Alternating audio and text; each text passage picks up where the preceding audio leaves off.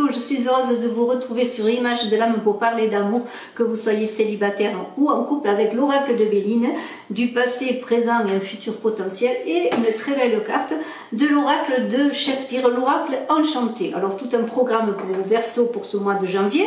Je vous invite, si vous me découvrez, je suis Brigitte Crespo de Image de l'âme, je vous invite à vous abonner, à partager, à commenter. Je vous en remercie, je remercie tout le monde qui m'aidait à faire que cette chaîne soit connue, parce que malgré le nombre d'abonnés, malheureusement, en ce moment, je suis plutôt sous le boisseau et j'ai besoin de vous, que vous m'accompagniez.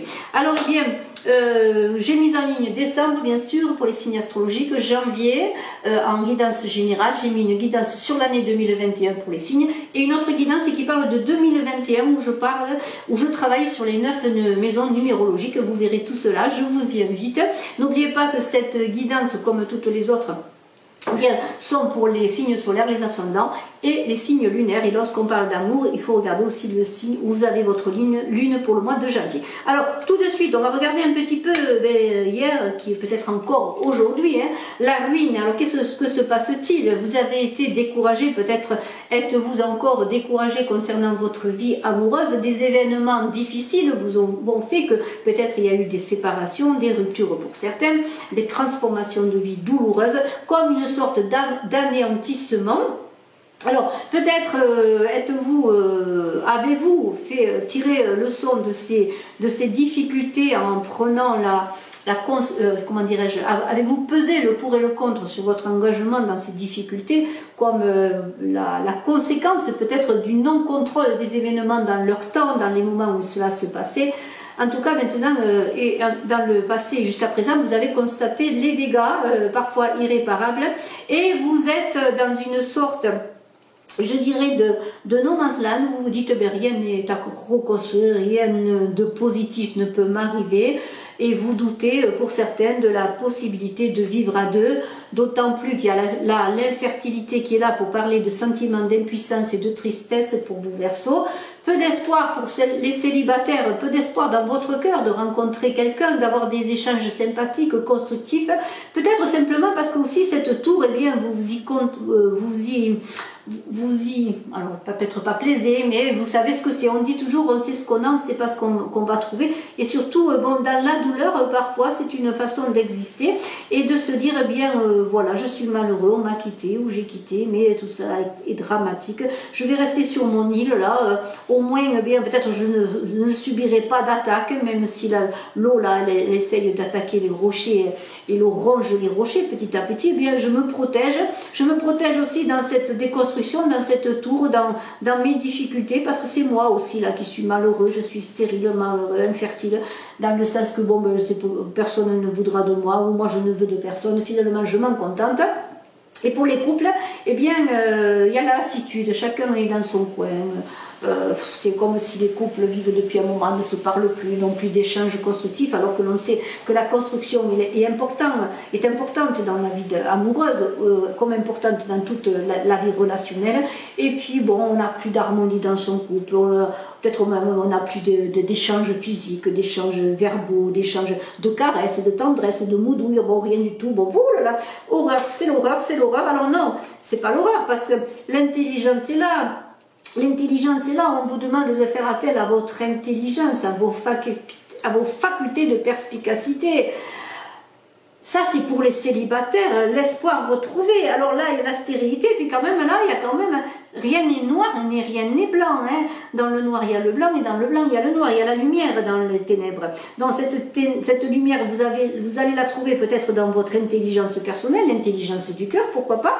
Et cette intelligence, ça va être quand même l'espoir, malgré tout, une petite étincelle d'espoir au fond de vous, qui va dire, mais quand même, c'est peut-être possible. Peut-être je vais rencontrer la personne qui me convient. Je suis passée par des difficultés, des moments difficiles, mais quand même, il y a une petite étincelle là qui brille. Et alors, il y a quand même l'idée de bonheur qui va arriver, qui peut arriver, mais vous savez maintenant que ça ne va plus passer par les passions, par la beauté peut-être physique de la personne simplement de la personne avec qui vous vivez. Ça ne va pas être sur les apparences, mais sur les affinités, sur les moyens d'avancer pour les couples, sur quelque chose qui vous porte ensemble, ou sur une nouvelle rencontre. Par exemple, je peux donner un exemple, et bien, si vous aimez la musique, et bien peut-être vous aimeriez bien trouver une personne qui aime comme vous la musique, vous voyez, la musique que vous aimez, vous voyez, cette idée d'avancer avec des choses en commun. Voilà, c'est cela. Alors, le présent pour ce mois de janvier, le vol, la perte, aïe, aïe, aïe, aïe, aïe, aïe, vous allez dire, ben ça ne s'arrange pas, les ennemis sont là, ouh, mais la beauté est là. Hein. Alors, il y a encore pour ce mois de janvier des difficultés, hein, le vol, la perte, là, c'est comment dirais-je, c'est l'idée qu'on vous a trompé, qu'on vous a manipulé.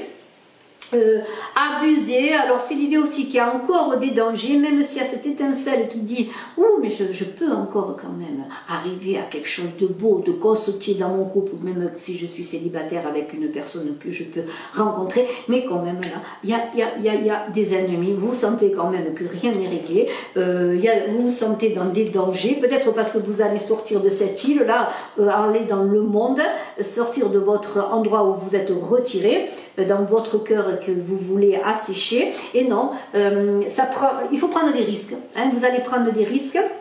Oui, il y a des dangers. Oui, vous allez vous montrer prudent dans les nouvelles rencontres, dans les nouveaux échanges, parce que vous avez peur encore qu'on vous abuse, qu'on vous fasse mal. Et là, je parle surtout pour les célibataires.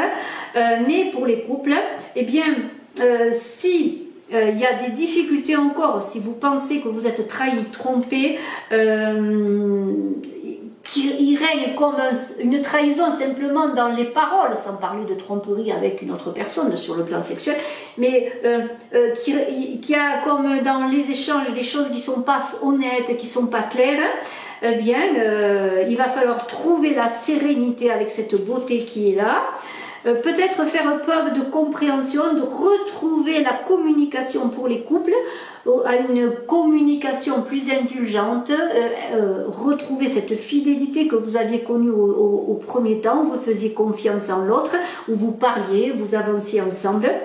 Et pour les célibataires, eh bien, retrouver l'espoir dans une nouvelle relation, une nouvelle rencontre, parce que la beauté est là, il va se passer des belles choses. La beauté, c'est aussi l'idée, eh bien, que pourquoi pas, vous allez vous-même apporter de la beauté. Vous allez, alors sur le plan physique, vous allez retrouver votre beauté naturelle, votre beauté du cœur, parce que vous allez faire fi, peut-être, tout en prenant des risques et en sachant que vous pouvez encore, parce que vous êtes fragile encore, peut-être avoir des relents du passé où vous faisiez trop confiance, mais non, vous avez vécu des expériences difficiles, vous allez prendre acte de cela et vous allez, eh bien, tout en étant vigilant et prudent, accepter que les choses avancent, qu'il se passe de belles choses et un futur potentiel, parce que tout bouge, la vie est sans cesse en renouvellement et rien n'est jamais figé comme les saisons et la roue de la vie. Eh bien, la sagesse va faire que même si vous allez avancer dans la prudence, que votre raisonnement dans une relation va être basé sur la prudence et la réflexion, c'est une carte de protection, c'est la sagesse et c'est la chouette, là qui voit, qui est le symbole de Athéna en Grèce, c'est la chouette qui voit le jour et la nuit, donc vous allez être clair dans ce que vous allez appréhender, ce que vous allez voir dans vos relations, dans vos nouvelles relations et dans vos échanges. Il va y avoir pour les célibataires dans les rencontres, des rencontres qui ne vont pas être passionnelles mais dans la sagesse, la paix, parce que vous allez avoir besoin de paix dans vos échanges. Il y a l'idée aussi, eh bien, qu'on a ce bonheur-là qui vous tend les mains, l'épanouissement grâce à des échanges tranquilles, en paix, tout doux, hein, non pas emportés, mais ça, vous allez avancer pas à pas vers le bonheur, les nuages vont être chassés, le ciel bleu va revenir, vous allez avoir des échanges remplis de promesses pour les célibataires, comme pour les couples, voilà, c'est-à-dire que maintenant les choses s'inversent, les choses vont dans le bon sens, vous allez avoir des éclaircissements, faire appel à votre intuition et à votre sagesse, tout cela va de pair, puisque la chouette, eh bien, c'est l'intuition, c'est la médiumnité. Donc, tout cela va vous permettre de comprendre les choses, de passer outre les difficultés, les situations troubles. Pour les célibataires, eh bien, vous allez réussir à rencontrer la personne qui vous convient. En tout cas, il y a l'espoir vraiment, même si ce n'est pas exactement ce mois de janvier, l'espoir que maintenant vous allez rencontrer la personne qui correspond à vos espérances. Et pour les couples, eh bien, vous allez avoir des éclaircissements et accepter ensuite eh bien, les défauts de l'autre, les difficultés, mais enfin aussi la beauté de l'autre. Et tout cela dans une grande sagesse, dans un grand éclairage. Et je vous le souhaite, vous, Verseau, pour ce mois de janvier, en amour, que vous soyez célibataire ou en couple. Et maintenant, on va voir une carte de l'oracle enchanté de Shakespeare et qui peut-être va vous donner un petit conseil sur ce cheminement vers la stabilité amoureuse, vers l'amour, vers la compréhension de vous-même et de l'autre, vers la joie qui va chasser le bonheur, qui va chasser la tristesse vers ce bonheur qui vous attend, là, qui est là. Bien sûr, dans des difficultés, les chemins ne sont jamais faciles. S'ils étaient faciles, eh bien, on s'ennuierait. Et nous avons une carte, alors une carte dont je vais vous la présenter. Hein. Voilà, j'espère que vous la voyez. C'est pas très facile à voir à cause de l'obscurité. Il pleut ici depuis quelques jours, donc j'ai des difficultés pour l'éclairage. Mais vous avez une carte là qui est une huile sur toile et dont après je vous en parlerai. Il est enfermé avec 2 révérends pères absorbés dans une divine méditation. Désire qu'aucune requête mondaine ne le dérange de ses pieux exercices. Et je vais vous lire bien dans le livre de l'oracle enchanté de Shakespeare ce qu'il est de cette carte et de cette toile. Alors c'est une huile sur toile d'Orazio Gentileschi au musée du Prado à Madrid. C'est Saint François et un âge, une huile sur toile entre 1612 et 1613. Alors je redis, il est enfermé avec 2 révérends pères absorbés dans une divine méditation et désire qu'aucune requête mondaine ne le dérange de ses pieux exercices. Donc il est à l'intérieur dans la prière avec 2 bons révérends. Il ne veut pas être dérangé dans son saint travail par des exigences mondaines. Voilà ce que cela veut dire. Alors c'est dans Richard III, acte 3, scène 7 et le personnage est Catesby. Alors, maintenant, je vais sur l'explication. Vous vous trouvez souvent désorienté et submergé, courant sans cesse d'un endroit à l'autre, sans une minute de répit. Il est parfois utile de s'arrêter et de se demander comment est-ce que je me sens en ce moment. La méditation est un outil très utile pour se calmer et revenir au moment présent. Tout au long de l'histoire, toutes sortes de gens ont pratiqué l'art de faire taire leur esprit et d'équilibrer les émotions. Lorsque vos sens sont apaisés, votre attention se focalise et vous pouvez accéder à la pleine conscience. Cette paix mentale est ce qui amène tant de gens à la méditation, car elle est utile à tout le monde. Même au cœur du chaos du monde, vous pouvez rechercher et goûter la sérénité. Si vous choisissez de renouer avec votre spiritualité, la méditation vous permet de réfléchir le plus clairement possible et vous aide à vous concentrer sur ce que vous voulez vraiment. Mais il vous faut un changement émotionnel pour que cet état se réalise. Comme vous le savez, chaque pensée et chaque parole a sa propre résonance vibratoire. Plus vos affirmations et vos pensées sont empreintes de confiance, plus votre attitude est positive. Méditer, c'est donner un bain pour nettoyer son esprit. Ne vous découragez pas si vous ne parvenez pas à faire immédiatement le silence en vous. Il vous faut du temps et de la pratique. Vous n'avez qu'à vous asseoir, à fermer les yeux et à vous détendre. Franchement, hein, pour trouver des solutions, c'est sympa hein, de rien faire. Écoutez, je vous embrasse à tous Verseau, je vous remercie de votre écoute. Un clin d'œil à mon fils Verseau, et il se reconnaîtra peut-être, en tout cas j'espère, parce que c'est le seul fils Verseau que j'ai. Et puis je vous embrasse à tous, le meilleur à tous. Que de belles choses en amour, que de belles choses dans la vie pour débuter cette année, pour ce mois de janvier. À très bientôt, je vous embrasse et je suis à votre disposition. N'hésitez pas à me contacter si vous avez des questionnements. À très bientôt, je vous embrasse. Bye bye.